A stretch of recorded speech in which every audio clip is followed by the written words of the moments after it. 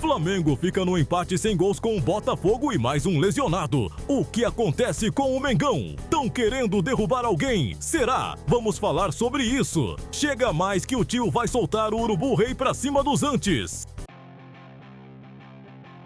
Salve, salve, meus rubro-negros e minhas rubro-negras. Tudo bem com vocês? Estou chegando com um avião abarrotado de novidades sobre o nosso Mengão. Preparados para embarcar nesse voo cheio de informações sobre o Flamengo?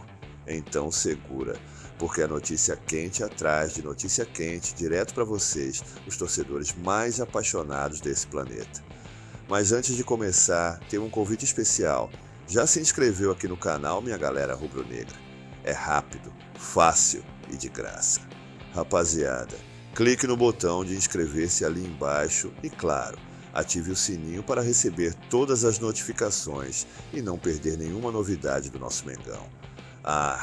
E não esqueça do seu like, que é o combustível que nos motiva a continuar trazendo conteúdo de qualidade para vocês. Estamos tendo muitas visualizações e poucos likes, galera. Agora deixa eu aterrissar esse avião e vamos às novidades do Mengão. Hoje temos atualizações imperdíveis.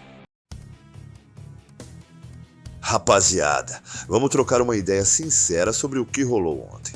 O empate sem gols até pareceu justo, mas foi frustrante. Porque vamos falar a verdade. O jogo foi daqueles travados, cheio de toque pro lado e pouca objetividade. O Flamengo até teve mais posse, mais volume, mais cara de time grande.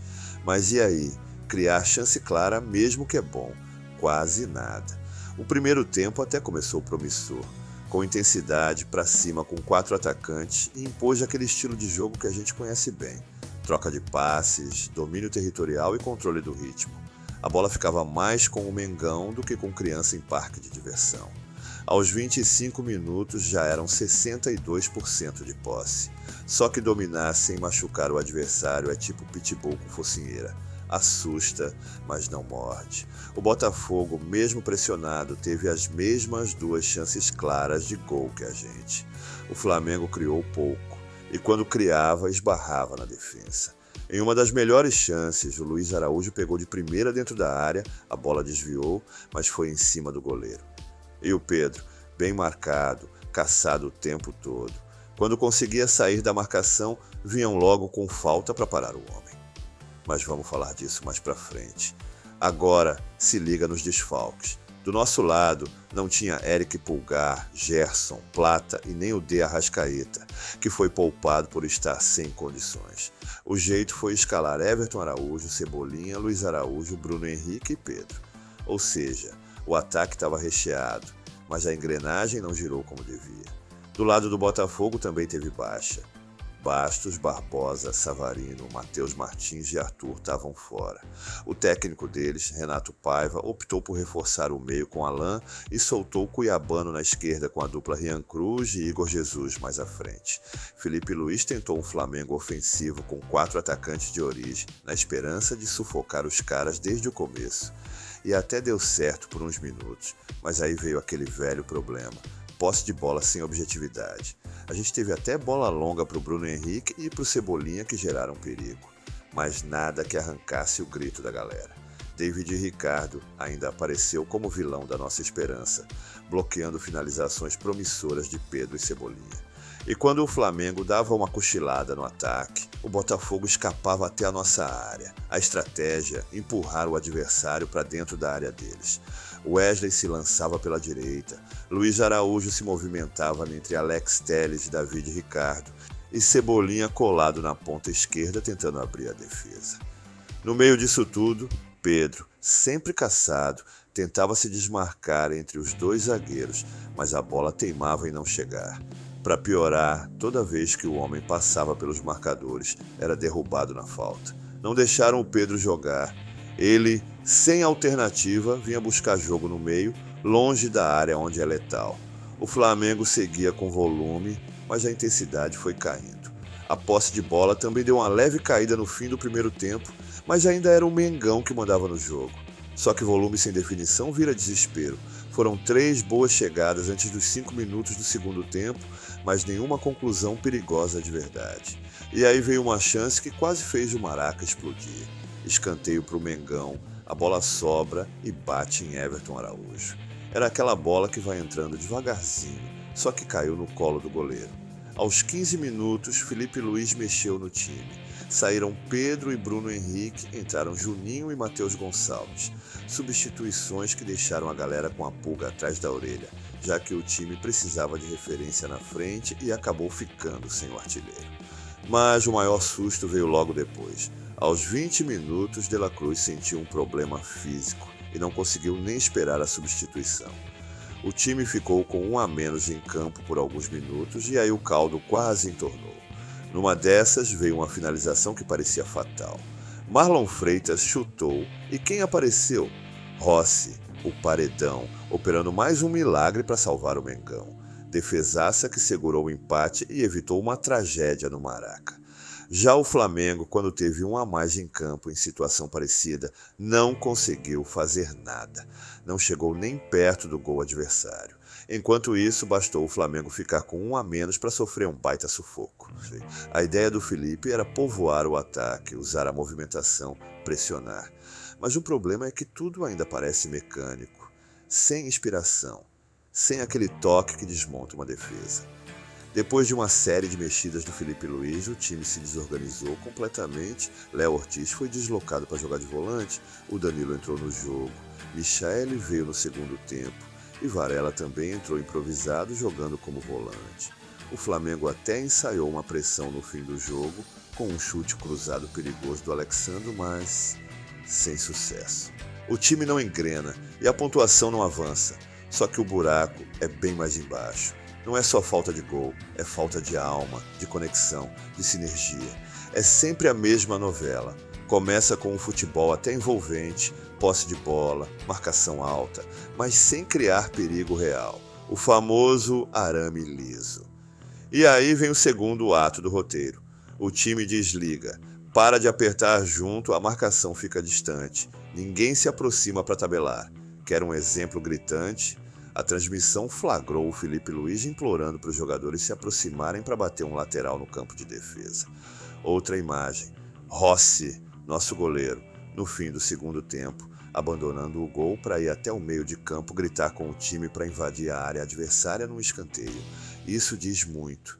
Isso mostra que não é só falta de entrosamento ou um jogo ruim. Tem algo muito errado com o espírito desse grupo. E mais, já repararam na quantidade absurda de jogadores se lesionando? E não são lesões visíveis, nada que a gente olhe e fale, ixi, rompeu, torceu, bateu. São sempre as tais dores, desconfortos. Coincidência? Não sei. Quando a gente junta tudo isso com os resultados ridículos contra times com elencos infinitamente mais fracos, fica impossível não ligar os pontos. Como um time de nível internacional não consegue vencer partidas básicas? Se fosse décadas atrás, beleza. Os times menores ainda davam mais trabalho. Mas hoje o abismo técnico é enorme. E mesmo assim o Flamengo joga como se fosse um time pequeno, sem ambição, sem sangue no olho, sem propósito. Se fosse só um jogo ruim, dava até para relevar. Agora, o que está acontecendo é uma sequência preocupante. Desde o fim do Campeonato Carioca, o Flamengo simplesmente não consegue ser regular. E para quem sempre manda aquele mas o Carioca não serve de parâmetro, como explicar que nenhuma vitória veio contra os rivais cariocas no Brasileirão até agora?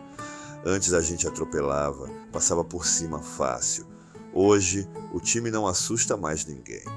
E isso, infelizmente, só confirma que o problema vai muito além das quatro linhas. Um dos piores sintomas que poucos estão dando atenção é o comportamento dos técnicos nas coletivas. Já repararam? O Felipe Luiz está falando de um jeito que não combina com ele, totalmente fora do que a gente se acostumou a ouvir dele no seu início.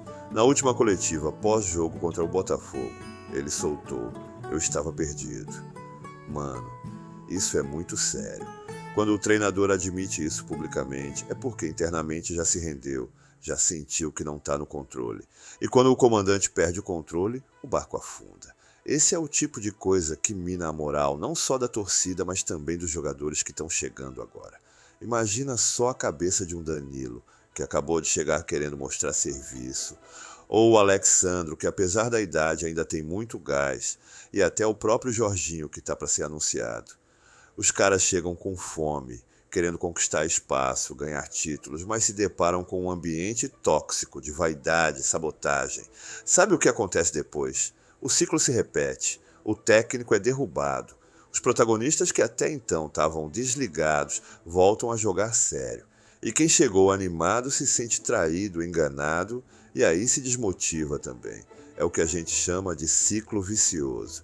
E é o que pode estar acontecendo agora com o De La Cruz. Lembra no início, quando ele chegou? O cara voava em campo, suava sangue pela camisa. E hoje está totalmente apagado, claramente contaminado pelo ambiente negativo ao redor. A real é uma só. Tem alguém sendo minado por dentro. Pode ser o Felipe Luiz, pode ser o Boto, pode ser os dois. Mas que tem movimento de bastidor para derrubar alguém, isso tem. E esse modus operandi a gente conhece bem. Começa com essa queda de desempenho disfarçada, depois vem as lesõezinhas, os papos internos, até o técnico cair. É um roteiro velho que infelizmente segue sendo encenado no Ninho do Urubu. Isso precisa acabar. Urgente. O Flamengo não pode mais viver de recomeço em recomeço, mandando o técnico embora todo ano como se isso fosse solução. Não é. Nunca foi. O problema é estrutural, comportamental. Enquanto essa cultura de sabotagem e instabilidade persistir, ninguém vai conseguir fazer esse elenco jogar o que pode. E por isso eu repito com todas as letras, o Flamengo precisa de nós, da sua torcida. E o Felipe Luiz, se a gente realmente quiser quebrar esse ciclo, precisa do nosso apoio, porque se ele cair, vai ser só mais um na lista dos que tentaram e foram engolidos pelo mesmo sistema de sempre. E mais uma vez o Flamengo vai ficar à deriva, perdendo tempo, trocando peças, em vez de resolver a raiz do problema.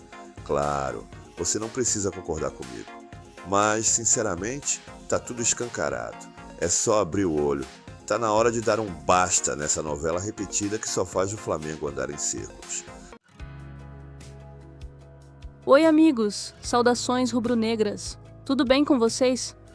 Eu queria conversar sobre algo muito especial.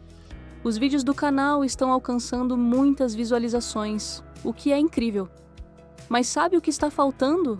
O seu like! Deixar o like é uma forma simples, mas tão importante, de mostrar que vocês estão gostando do conteúdo. Cada curtida é como um abraço para nós e ajuda o canal a crescer, a alcançar mais pessoas apaixonadas pelo Mengão e a continuar trazendo novidades para vocês. Se você chegou até aqui, está curtindo o conteúdo, certo? Então, por que não deixar o seu like agora mesmo?